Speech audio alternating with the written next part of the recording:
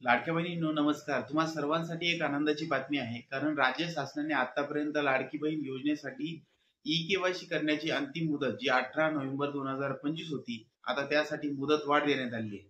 राज्यावर आलेली नैसर्गिक परिस्थिती, नैसर्गिक आपत्ती सोबतच सर्व्हर वारंवार डाऊन होत होतं.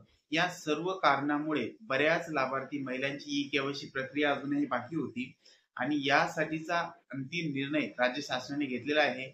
आणि आता ई-केवायसी प्रक्रियेसाठी मुदतवाढ देण्यात आली आहे. आता अंतिम मुदत जी असणार आहे ती 31 डिसेंबर 2025 ही अंतिम मुदत ई-केवायसी करण्यासाठी असणार आहे.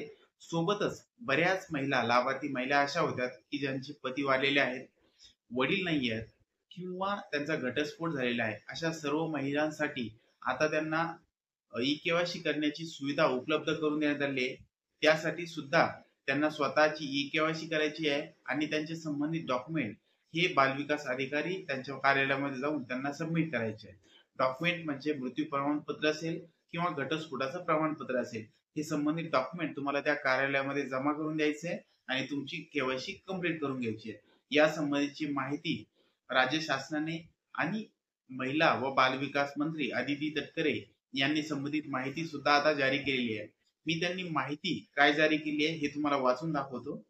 यामध्ये मुख्यमंत्री माझी लाडकी बहीण योजनेची ई-केवायसी जी आहे, यामध्ये राज्यातील अनेक ठिकाणी आलेली नैसर्गिक आपत्ती व संबंधित इतर आपत्ती, त्यामध्ये सर्व्हर डाऊन असतील किंवा वारंवार होणारं सर्व्हर डाऊन असेल, या इतर अडचणींमुळे लाडक्या बहिणींना ई-केवायसी पूर्ण करणे शक्य झाले नव्हते. त्यांच्यासाठी आता आनंदाची बातमी आहे.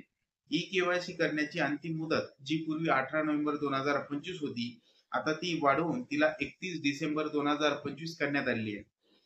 या आता 31 डिसेंबर पर्यंत ही मुदतवाढ देण्यात आली आहे.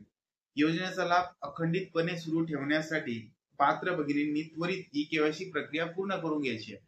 31 डिसेंबर 2025 पर्यंत ज्या काही पात्र महिला असतील त्यांचे लाभ काही थांबवण्यात येणार नाहीये. परंतु तुम्हाला ही ई-केवायसी आता कम्प्लीटच करून घ्यायची आहे. सोबतच आता विधवा, एकल किंवा घटस्फोटित महिला असतील, तसेच ज्या महिलांचे वडील हयात नाहीयेत, अशा सर्व महिलांना आवश्यक ते बदल करण्यात आले. बदल कोणते केले? त्यांनी आता स्वतःची ई-केवायसी त्या ठिकाणी करायची आहे. ई-केवायसी केल्यानंतर संबंधित डॉक्युमेंट व ते मृत्यू प्रमाणपत्र असेल किंवा विधवा किंवा घटस्फोट झाल्याचं प्रमाणपत्र असेल, हे तुम्हाला जवळच्या महिला अधिकाऱ्याकडे जमा करायचे. त्या कार्यालयात तुम्हाला त्या ठिकाणी जमा करून घ्यायचे आणि तुमची केवायसी पूर्ण करून घ्यायची. आता सोबतच ज्या सर्व महिलांचे अजूनही ई-केवायसी प्रक्रिया बाकी आहे, त्यांनी लवकरात लवकर ई-केवायसी त्यांची करून घ्यायची आहे. जर तुम्हाला ई-केवायसी करताना अडचण येत असेल तर त्यासाठी संबंधित व्हिडिओ सुद्धा आपण बनवला आहे. त्यावर क्लिक करून तुम्ही सविस्तर व्हिडिओ बघू शकता आणि तुमची ई-केवायसी ची प्रक्रिया तुमच्या मोबाईलवरून सोप्या पद्धतीने तुम्ही कंप्लीट करून घेऊ शकता. मुलांनो, बहिणींनो, तुम्हाला व्हिडिओ कसा वाटला? व्हिडिओ जर आवडला तर व्हिडिओला लाईक, शेअर आणि सबस्क्राईब करायला विसरू नका. पुन्हा भेटूया अशाच नवनवीन आणि माहितीपूर्ण व्हिडिओ सोबत. तोपर्यंत धन्यवाद. जय हिंद, जय महाराष्ट्र.